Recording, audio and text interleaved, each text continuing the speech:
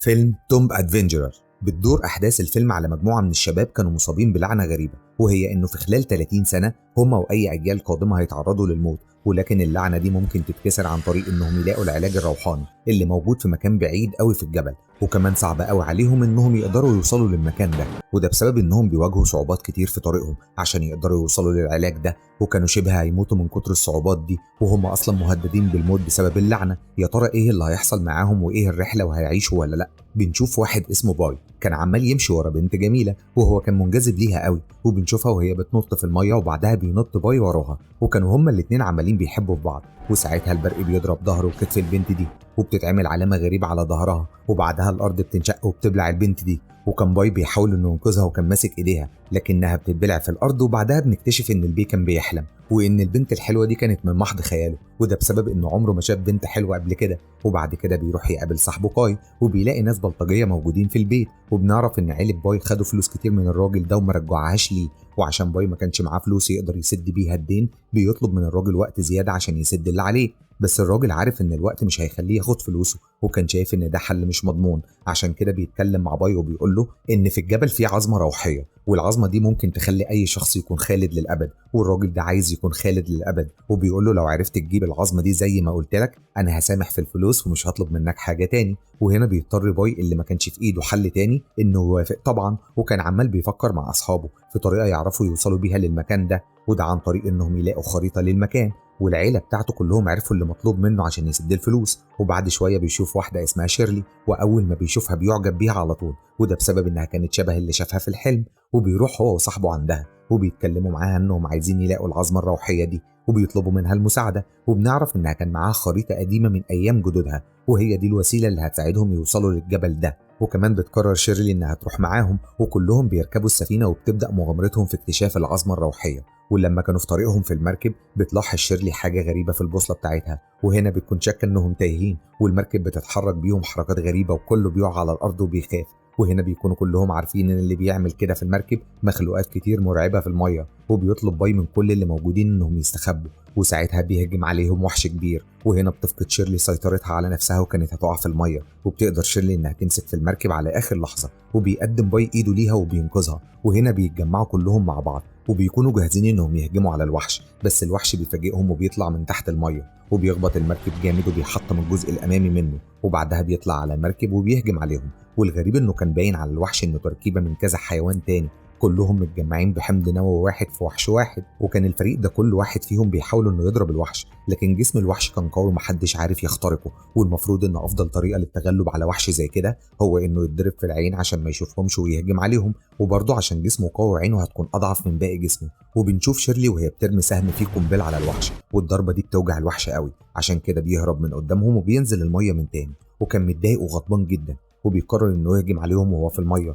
عن طريق انه يدمر المركب. ولو الفريق ده ما قدرش انه يتصدى لهجمات الوحش المركب دي هتتعرض للغرق، ولو المركب غرقت ووقع كل الفريق ده في الميه الوحش هيقدر انه ياكلهم كلهم بسهوله. بس ساعتها باي بتيجي في باله فكره، وهي انه ينزل الشراع بتاع المركب، وكان ماسك الشراع ومستني الوحش يقرب منه. وبنشوف الوحش وهو بيهجم وكان ناوي يدمر المركب في الحال، بس ساعتها فريق باي بيمسكوا الوحش بالشراع، بس كان حجم الوحش كبير على الشراع، وكانوا حاسين بصعوبه في انهم يسيطروا على الوحش ده، وكان الوحش هيقتلهم. بس مره واحده بيظهر واحد وبيضرب الوحش وبيكهربه، وبسبب الألم الكبير اللي الوحش حس بيه بيهرب الوحش من المركب. وبنعرف ان الراجل ده اسمه الدكتور سون، وبنعرف ان هو كمان كان بيدور على العظمه الروحيه، وبيقول لهم ان الشيطان حط الوحش ده هنا عشان يكون عقبه قدام اي حد عايز يوصل للعظمه الروحيه، وعشان كده محدش عارف يوصل للعظمه دي لحد دلوقتي. وبيفهم الفريق انهم لسه هيواجهوا وحوش اكتر في طريقهم، وبيستخدموا الخريطه وبيتحركوا في طريقهم للهضبه. وهناك بيلاقوا بيت غريب قوي وتصميمه غريب، زي ما يكون حصل فيه سحر قبل كده، او زي ما يكون المكان ده فيه لعنه.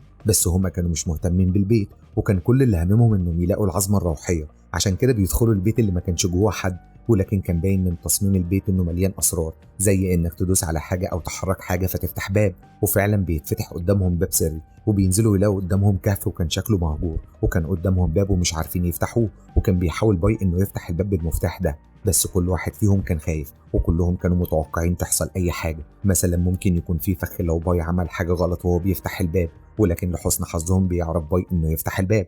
بعدها بيلاقوا قدامهم مكان كله جليد، وكل حاجه فيه كانت متلجه، وكانت شيرلي بتتزحلق وهتقع على الارض، بس باي بيلحقها قبل ما تقع، ولكنها بتتزحلق تاني وتقع على الارض دي، وكان باي بيتزحلق وراها وبيحاول يمسكها، وفعلا بيعمل كده وبيثبت نفسه وهو ماسكها لما بيضرب السكينه في الارض. لكن باقي الفريق هم كمان كانوا بيتزحلقوا، وساعتها بيقعوا وبيتخبطوا في شيرلي وباي، وبيشوف باي انه في اخر النفق في حاجات حاده وكان على وشك انهم يتخبطوا فيها، ولو اتخبطوا هيموتوا. وكانت شيرلي شايفه ان في مدخل صغير في المكان ده، وساعتها بيقرر باي انه يخبطها وبيبعدها عن المكان ده هي وباقي الفريق، وبيضحي بحياته وبيدخل هو من الفتحه. ولكن على اخر لحظه بتقدر انها تسحبه معاهم بالحبل بتاعهم، ولحسن الحظ كلهم بيقدروا انهم يخرجوا من المكان ده وبيكملوا طريقهم ورحلتهم، وبيلاقوا في المكان ده عظام بشريه، وده معناه ان في ناس جم هنا وماتوا ما عرفوش يرجعوا تاني. طب ليه انتوا بقى بكل الادله دي عايزين تكملوا طريقكم ده؟ وعادي.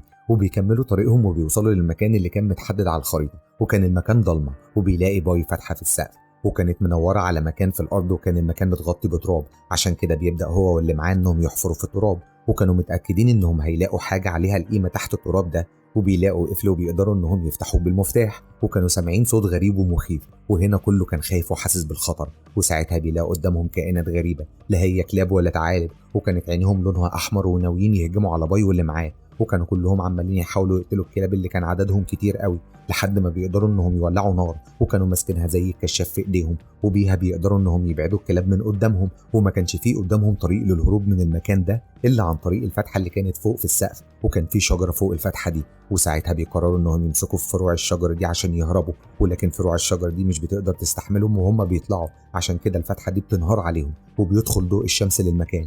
وهنا كانت الكلاب دي خايفه من النور ومش عايزه تقرب، وبنعرف انه مجرد ما اي كلب بيقف في نور الشمس جسمه بيتحرق على طول. وكانت فرصه الفريق ده حلوه عشان يهربوا، لان الكلاب مش هتهجم عليهم بسبب نور الشمس. ساعتها بيستخدموا الحبل، وبتطلع شيرلي وبعدها بيطلع واحد واحد وراها، وكان باي اخر واحد ومرضيش يطلع الا لما يطمن على باقي الفريق. ولسوء الحظ بتقرب سحابه كبيره وبتغطي على الشمس، وبالتالي الفتحه اللي كان جاي منها الضوء بقت كلها ظل، وده بيدي فرصه اكبر للكلاب انها تهاجم باي. بس باي كان بيتصدى ليهم وكان بيحاول يبعد عنهم، وباقي الفريق كانوا بيعكسوا اي شعاع من الشمس بالمرايات على الكلاب عشان يحرقوهم ويقتلوهم. وساعتها بينزلوا الحبل ليه، وهو بيمسك الحبل وبيبدا يطلع عشان يهرب، بس الكلاب مش بتستسلم وبتطلع فوق بعضها، وبيقدر واحد من الكلاب انه يعض باي في رجله، وده في الوقت اللي كان باي فيه هيطلع خلاص، عشان كده كان هيقع تاني في الحفره، بس اصحابه بيمسكوه وبيطلعوه على اخر لحظه. وساعتها شيلي بتحضن باي وبتكون فرحانه انه خرج بالسلامه، وهنا بنعرف انه بدا يحصل اعجاب من ناحيتها لباي. ولما كانت بتنظف وتعالج جروحه بتلاقي علامه غريبه على ظهره جنب كتفه، والعلامه دي عندها هي كمان، وبتقول ان من كام الف سنه في شويه ناس اتصابوا بلعنه، وهي انهم هيموتوا خلال 30 سنه من عمرهم، وده هيحصل لاجيالهم الجايه برضه. وهنا بيعرف باي انهم لازم يجيبوا العظمه الروحيه، عشان كده بيرجعوا من تاني لنفس الفتحه، وبيقرروا انهم يروحوا الصبح عشان يكون قدامهم وقت مشمس كتير، وبكده هيكون قدامهم فرصه اكبر يفضلوا تحت ويتغلبوا على الكلاب. بيستخدموا افرع الشجره وبينزلوا، وبعدها بيفتحوا البوابه اللي قدامهم بالمفتاح، وبعدها بيدخلوا جوه وكان المكان كله ضلمه. وساعتها بيقرر واحد انه يستخدم الولاعه وينور شمعه، بس ساعتها المكان كله بينور، وبيحاول باي انه يتقدم خطوه، لكن ساعتها بيكتشف انهم في فخ، وبتبدا الارماح تترمي عليهم من كل ناحيه، وده معناه انهم ممكن يموتوا حالا بسبب الفخ ده. وكمان كان في جدار كله اسياخ حديد بينزل عليهم عشان يخلص عليهم، ولكنهم بيوطوا على اخر لحظه، عشان كده بيقرروا كلهم انهم يجروا على طول من غير تردد. وساعتها بيطلعوا السلم وبيطلع قدامهم الصندوق اللي فيه العظمه الروحيه، واللي كانت زي هيكل السلحفه، وباي بياخدها وبيحطها في شنطته.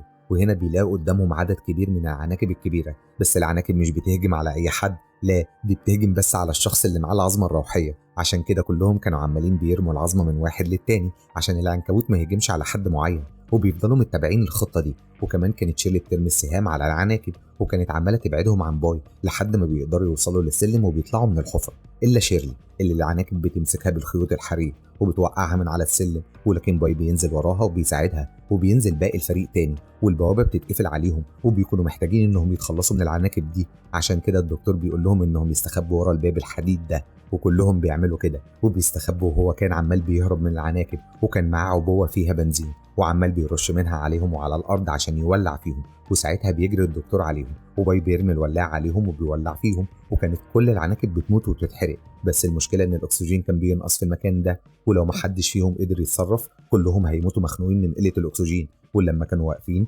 بتلاقي شيرلي البوصله بتاعتها بتتحرك بنفس الشكل الغريب لما هجم عليهم الوحش وهم كانوا في المركب، وساعتها فعلا بيسمعوا صوت الوحش ده وبيعرفوا ان البحر قريب منهم هنا، وكانوا عمالين بيكسروا في الجدار، ومن الناحية التانية كان الوحش بيعمل كده هو كمان عشان ياكلهم، لحد ما الجدار بيتحطم وبيبدأ المكان ينهار، وكانوا كلهم مستخبيين لحد ما الوحش دخل. وبعدها هم كانوا بيخرجوا وبيهربوا من غير ما الوحش يلاحظ، وعشان المكان كان بينهار ما كانش الوحش عارف يخرج، وكان على وشك انه يفترس باي، لكن المكان بينهار عليه في الاخر، وبيقدروا انهم يخرجوا من تحت المية وبينقذوا حياتهم، وكمان بيقدروا انهم يبطلوا اللعنة، وساعتها بيتخلص باي من الدين اللي عليه وبيعيشوا كلهم في سلام.